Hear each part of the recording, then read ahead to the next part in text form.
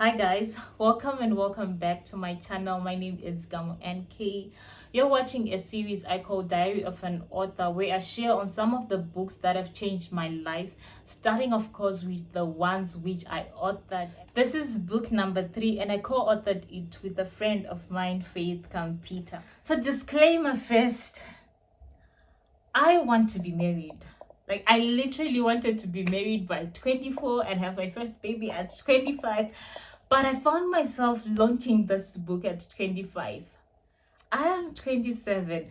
And by now, my baby should have been 2 years old.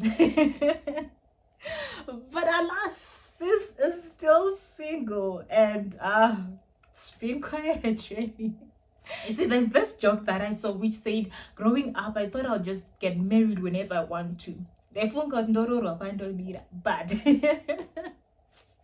now that I'm grown, I say, it's hard out there. That's not the case. By the way, we launched this book 2 years ago, and exactly a year after it won an award. So guys, this is an award-winning book. And the backbone of this book are our own personal experiences. And I'm going to be reading for you some of the bits and pieces of it. So I'm gonna start. One particular night, a few days before 2018 ended, I was assessing my life, and here was another year coming to an end. And there was still no sign of Boaz on the horizon of my life. What dropped salt into the wound was that I was about to start my final semester, which would lead to 4 good years of singleness at uni. Oh, I cried. My life was not where I wanted it to be in terms of relationships, for I thought that at that time I would have a flourishing relationship with Mr. Right, whom I would eventually walk down the aisle with. I had a moment of breakdown. All along, I had put on a brave face and said my Boaz would come, and it would come with a bang. That was my confession until my friends started saying, Gamo, you've been saying that for long. The question now is when will he come? I was so confident that it would happen during my college years, but it didn't. One semester after another passed and I was still single. After a lot of praying, fasting, declaring, binding, and literally begging God, my divine encounter never happened. Boyfriend never came, so I found myself shedding tears of sorrow, saying, God, where is my Boaz? I remember sitting on the floor crying, talking to God about it. The war room is a good battlefield for prayer, but there are times when we are without strength to engage in any fighting, and all we want to do is cry our eyes out. My friend calls it the cry room. Hurt has got to be addressed, so go through it, and as you cry, talk to God. Psalm 34 verse 18 says, the Lord is near to the brokenhearted, and he saves the crushed in spirit. First Samuel, we find a woman called Hannah. Barrenness was a state of singleness, but she went before the Lord and poured her heart out, and God heard her. After that encounter, the Bible says her countenance was no longer set, and she went home and ate. So that is what I did. I poured out to God.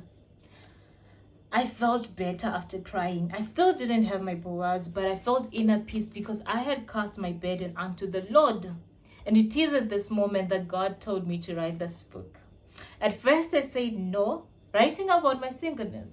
That would be embarrassing. I mean, what would people say? So you would rather fear people's criticism than obey me. Those words literally pierced through my heart, because I was just afraid of what people would say. And in fact, they say it a lot. Some went through my friends saying, what is she doing, blah, blah, blah. Some came directly to me that they wouldn't read the book. That's why I put a disclaimer at the beginning of this video that, guys, I still would always do now, you know. Really got on my figure. But yeah, it is what it is. And let me share a little bit on criticism. You see, following his decision to rebuild the broken walls of Jerusalem, Nehemiah was criticized by Sanballat and Tobiah, but he kept on building. So even if people are going to say a lot, people are going to criticize and yep, just keep building. Dogs never bark at stationary cars, but it's always the moving ones. So keep moving. A wise man once said, the only way to avoid being criticized is to say nothing, do nothing, and remain nothing. If you always think too much about what people say, you always be their prisoner. Lastly, I complained about being too young to give such an advice, because I would think that maybe people in their 40s or who are actually married can then be able to give the singleness message. So the Lord took me to Jeremiah 1 verse 7. Do not say I am a youth, for whatever I shall command you, that you shall speak, and in my case, write. He also reminded me that Christ is my wisdom. At 12, he made old men to sit down, and they wondered at the mysteries that he spoke. So after admitting that greater than Solomon is in me, I finally said, okay, Lord, I will write this book. So I drafted out the chapters and named what I wanted to be the last chapter of this book, my answered prayer. And my crazy mind, I was going to write about my Boaz, my Mr. Right, and the great package that it would be. I mean, how was I even going to conclude without my happy, perfect ending, without the man of my dreams? But God said, no, Gamu. The book is not about getting married, it's about the singleness phase, and that's what I want you to write about.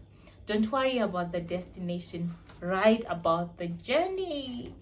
So I did. As we dive into the book, the first question that I want to ask you is, what is your why?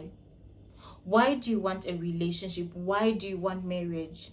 Now, there's a movie called Why Did I Get Married? But before you even get into one, take a moment to ask yourself, what is your why? I believe that the ultimate goal for a relationship should be marriage. To mean that the moment that you do not see yourself getting there without someone, you detach, you leave, you walk away. Some of us, we hold on to dead relationships in the name of fun, but at what cost? Because it's going to cost you your time, your money, emotions, and at the end of the day would have entanglements. That is so important for you to know your why, so that the moment that ship doesn't satisfy it, you walk away and you detach. Some people get into relationships that they know they lead nowhere, but because of fun, they just do it. If you want fun, go dancing, go fishing, go do this adrenaline activities or whatever that makes you happy, but not at the cost of someone else's time and emotions. So understand your why. And another important thing that I want to tell you is wait with patience. And your wait is different from my wait. Our timings and seasons in life, they are very different. In Exodus chapter 32, we find the children of Israel. Moses had gone to the mountain for 40 days and 40 nights. So they said, Moses is late. We do not know what has become of him. Then they made for themselves a golden calf and they worshipped it. And they said, this is your God. And some of us, we are in the business of doing that. That we say, Lord, you are late. And then we make for ourselves golden images of relationships and the marriages. Then we say God is in need when he is not. Now my question is, why were they in a hurry? Where were they rushing to? And what is important to note is that Moses was talking to God on their behalf pertaining to their issues. But here they were saying, this is your God, to that golden calf. Their God had parted the Red Sea. Their God had removed them from slavery. Don't take matters into your own hands just because of impatience. It will cost you. 1 Samuel chapter 13, we find the king Saul. It said Samuel is late. Then he took matters into his own hands and offered an unlawful sacrifice. As soon as he was done that, the man of God appeared and said, what have you done? It costed him his crown. So sometimes we lose good relationships or good blessings because of impatience. We try to do things according to our own ability. The king feared that people were scattering away from him because summer was late. And sometimes you might fear that time is no longer on your side. But unrush yourself. God's speed. I always tell myself, God's speed, Gamu. Let me read this to you. Initially, I wanted to date someone for 4 years before getting married. Don't judge me. This was based on the calculation of the time that I would graduate, work a little while, and eventually tie the knot. As time went on, I said 3 years. Another year passed, and I said 2. And if I'm being honest with you, I'm at a year or less. Like most people, I would look at my age and then calculate the supposedly dating period. Then I would say, God, it has to be now. Can't you see that I'm not getting any younger? And it's funny how we want everything in the now. And see, in the past 6 years, God has told me like clearly to wait 3 times. The first time around, I was at uni 3rd year during my attachment period, and I had come back to campus for an all night, and I had my secret prayer point of my Boaz. So the whole night I was just going to pray for one thing: my marriage and the relationship, of course. Sometime through the program, my friend and sister in Christ said, I've got a word for you. She took my notebook and wrote 2 pages back to back, and the essence of the message was just wait. Just wait. And the second time around was the following year. I was just sulking to my friend and complaining to her about the singleness phase. And then she said to me, wait even when waiting no longer makes sense. And those words hit me hard, and I knew that it was the Lord speaking through her. Wait even when waiting no longer makes sense. How do you tell 80-year-old Abraham to wait? He still had to wait up until the 100th mark. How do you tell the woman with the issue of blood to wait after 6 years when those few days a month are just awful? But she had to wait up until the 12 years. How do you tell the man at the pool of Bethesda after 30 years? But still he had to wait up until the 38th year for his healing. See, times and seasons are different. So wait even when waiting no longer makes sense. The 3rd time around was when we had just received the first batch copies of this book. So I went before the Lord and I was like, God, I have done what you told me to do. This is it. So you can now bring him. There were 2 things wrong at that moment. Number 1, I was telling God that I have obeyed you, so you must bless me. You see, we obey God not to get things in return, but out of the abundance of the love that we have for him. You shouldn't obey God to get something in return. That is why we get so discouraged when you see people who do not serve God as much as we do, or people sleep around and do all this kind of bad things according to us. We see them getting blessed, and then we sulk and complain. We murmur against God and say, but this person doesn't even serve you. Yet they are getting married, they are getting promotion, they are getting this and this and that. We serve God from the abundance of the love that we have for him. Shadrach, Meshach, and Abednego in Daniel chapter 3, they said, oh, King Nebuchadnezzar, we are not going to bow down to the idol. Our God is able to deliver us, but even if he doesn't, we will not worship you. I love that statement right there. Even if he doesn't. There are some moments when God, in his wisdom, chooses not to give you a blessing. He chooses maybe not to award you with that, or that car, that promotion, that healing that you want, or whatever.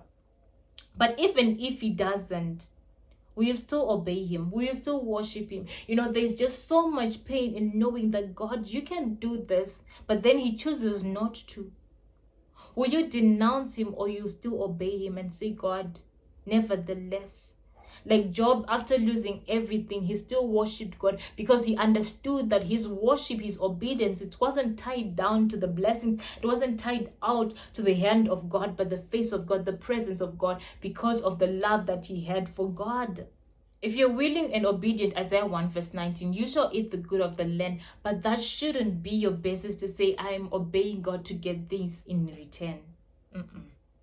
Number 2, what was wrong at that moment is that I was telling God that it's time. Isaiah 60 verse 22, when the time is right, I, the Lord, will make it happen. Who? Him. It is him who makes things happen, not you. It is him who decides the time, not you.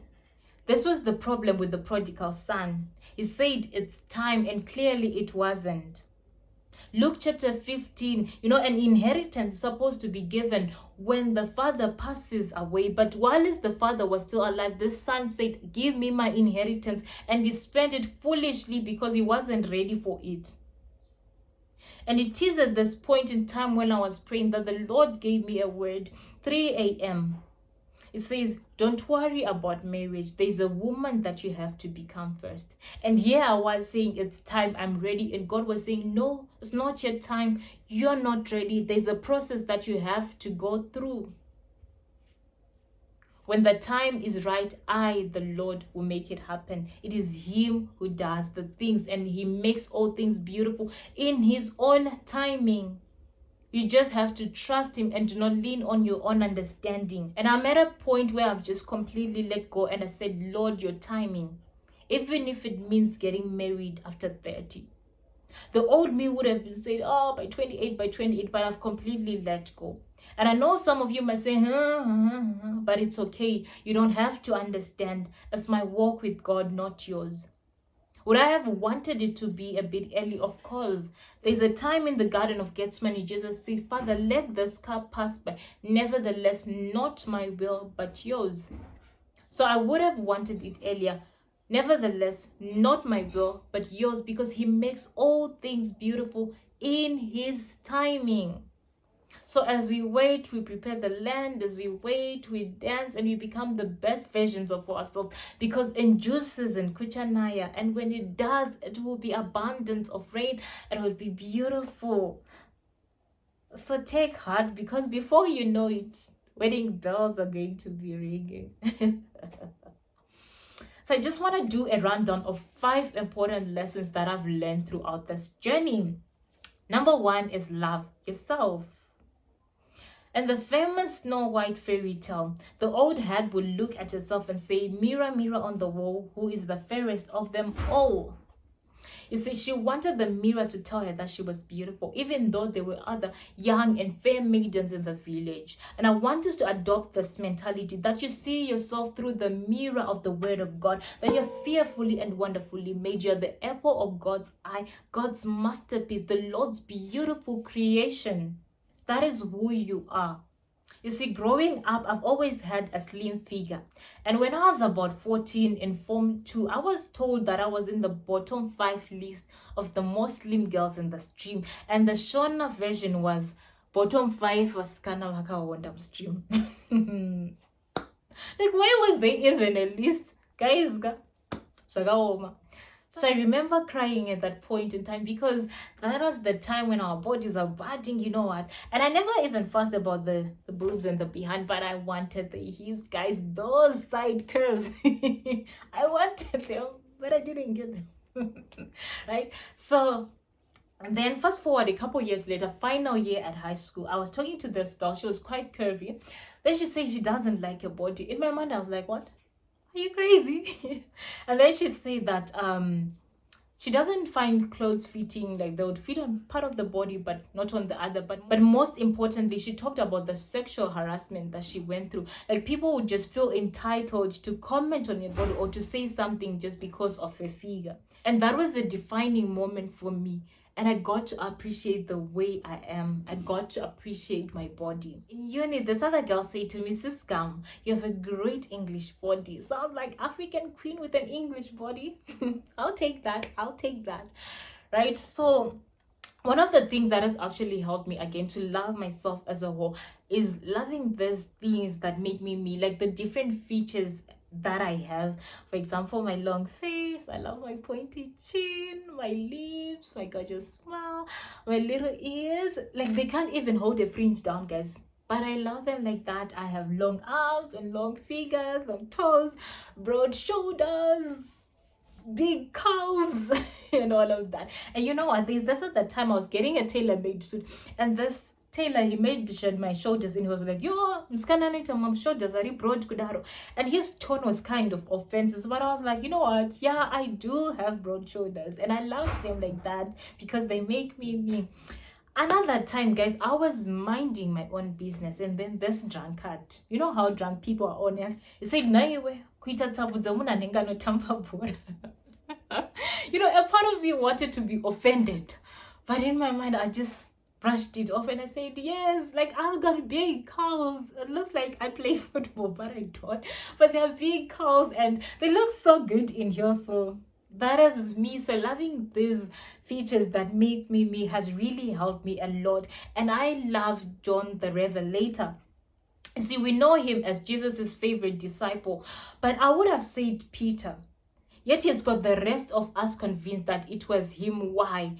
Because it was in the way that he saw himself. Matthew didn't say that. Luke didn't acknowledge it. Neither did Mark.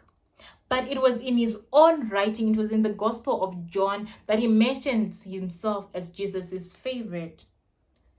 Look yourself through the mirror of the word of God and you say, I am fearfully and wonderfully made. You might think I'm ugly, but and guys, there are things that you might need to work on, or there are things that require medical attention, but of the things that you cannot change, life is just too short for you to stress over that. So just brush it off and accept the way you are. Love yourself. You're God's marvelous and beautiful creation, right? Lesson number 2 is, before you find your soulmate, find your soul. So I knew about my calling when I was 17, but somewhere along the line, I was just afraid. So I told myself that if I get married to a pastor, then that's my cue to become one. So imagine I was letting marriage decide who I was going to be. But I thank God that he worked on me on that. And that is no longer the case. I know who the Lord has called me to be. Right?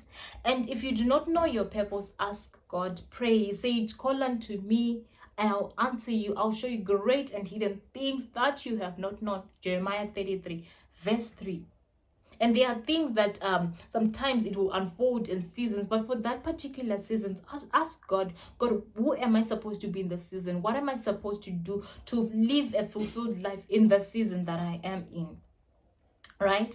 Lesson number 3 is personal development. Become a better you. We live in a world where there's so much technology. So whether it's online, whether in person, guys, get new skills, work on yourself, know how to do, might be makeup or creating something online or whatever, guys. Just make yourself a better version of you than you were yesterday. Work on yourself. Matthew chapter 25, we find the 10 virgins, and they were all virgins, but what differentiated them is some had oil, and they were the wise ones, but the 5 foolish ones had nothing. So to your value, add yourself oil, substance, value, virtue. Make yourself better each and every step along the way. If you can learn something, learn it. Know how to do things. It might be the way you speak, it might be the way you dress, it might be the way, I don't know, as those small certificates or courses online, you can just do it. Some of the things, they don't even require money, and of the things that require money, if you have it, got that extra mile. It's really important. It will add value and virtue and all of that to your life. Right? Lesson number 4 is invest in human capital. In this life, you can never make it alone. The blessings of God come to men through men. Apostle Joshua Salman. It is really the matter of who you know in most of the cases. Some things just need you to make a phone call and it is done. So assess yourself and say, what kind of friendships do you have? What kind of people and networks do you hang around? Luke chapter 5 and John chapter 5, very interesting stories. The first one is of a man who was paralyzed, and he had 4 friends who carried him to Jesus. When they saw that the room was full, they went on top of the roof. They tore down the roof and lowered the man where Jesus was. The power of friendships, the power of human capital. Then the other story was of a man who was at the pool of Bethesda, 38 years, and he said to Jesus, I have no one to put me in water when the angel stirs up the water. Which one are you? And some of us, we have people around us, but in essence, we have no one. Do the people in your life add value? You know, you have to be deliberate and intentional about friendships and the people that you hang around with. There are some people that you must detach from. There are some people who sever your relationship with God. They just lead you to more sin, and you must do away with those people. There's some people who do not challenge you to become the best version of yourself. There's some people just, you know what, just the squad is of gossiping, is of partying, is of alcohol and drugs, and just Do away with those. Your future is more important, and the quality of people that you hang around is really, really important. Lesson number 5 is establish a word and a prayer culture. In the book of Genesis, Jacob was given Leah instead of Rachel as his wife. And when he asked, Laban said, "It is not according to our culture for the youngest to get married before the oldest." You see, we come from families and systems sometimes that may try to hinder us or stop us from getting the blessings that we are meant to get. So that's why you come with the word of God and you say, Laban, to hell with your culture. Stand upon the word of God and pray, pray, pray. For we wrestle not according to flesh and blood, but according to powers and principalities in the spiritual realms. I love Colossians chapter 2 verse 14, which says, He blotted out each and every handwriting written against us with its legal demands. Its legal demands of not getting married, its legal demands of miscarriages, premature death, and all those other negative things. He set it aside, nailing it to the cross. I come from a family where there's moya madzinza, moya kusarorwa, and things like that. And a greater part of me wanted to get married early because I wanted to prove a point. I was like, God, I am your child, so these things do not apply to me according to your word. Show up. And God said, Bagamu, I've already showed up through Mighty, through my sister. So Mighty got married when she was 24. I knew it, but I didn't have that revelation. So when I got it, I was like, oh my goodness, God, you've been showing up even when we were not even aware. When we didn't even know, God was showing up, God was showing up, God was showing up. So have a word and a prayer culture that will confront all those negative things that the devil wants you to face. Ruth had to denounce her gods. She was like, your people will be my people and your God will be my God. She let go the Moabite God and she focused on the Holy One of Israel. And that's what we have to do. There are certain things that we have watched knowingly or unknowingly because of the systems around us or the way we were raised. Do away with the gods of this world, to do away with these deities and gods that we have been accustomed by the way we were raised up or by the communities on the regions that we live in, the territories that we are in, and just say, I'm going to commit myself to the one and the true living God. A prayer and a word culture. That is who you are. It must become part of you. Yeah, so those are the 5 lessons, and allow me to read this as we close. As we come to the end of this amazing journey, be reminded that true fulfillment comes from God. For in Him we live, we move, and we have our being. If you keep looking for it in somebody, then you face disappointment one after another. The woman at the well in Mark 4 had 5 husbands because she was looking for something that the sons of men could not give her. And that's why when Jesus came, He said, I'll give you living waters and you will thirst no more. So have a relationship with God before that someone else. Have fellowship with Him before your significant other. Trust in God even when it doesn't make sense, and do not lean on your own understanding. He introduced Eve to Adam at the appointed time. So God is the one who sees when it is no longer good for you to be alone.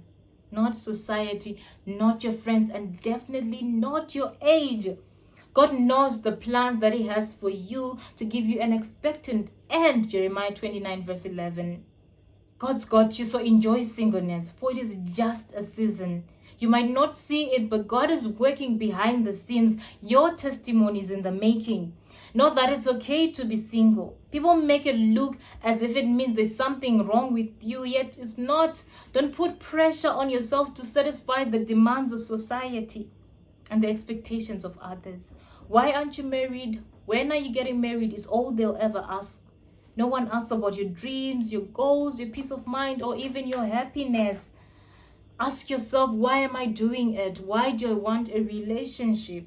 Your why has got to be worth it. Be okay with singleness, for it is far better than being with someone who leaves you broken and messed up. Someone once tweeted, the pain of marrying the wrong person is worse than your present fear of not getting married before 30. So in the meantime, love yourself, wait patiently, serve God, grow and glow and heal. Bloom in your singleness and flourish. Marriage is good, but also singleness is good. Prolonged defines my singleness, but God worked it out for my own good. The fact that it gave birth to this amazing book that will touch millions and generations to come gives me immeasurable peace and joy. Though there have been moments of sadness and loneliness and of people saying a lot, I was on the go. My life was progressing. The best is yet to come, but so far singleness has been the best phase of my life. In my singleness, I reached out for disappointment and could not find it.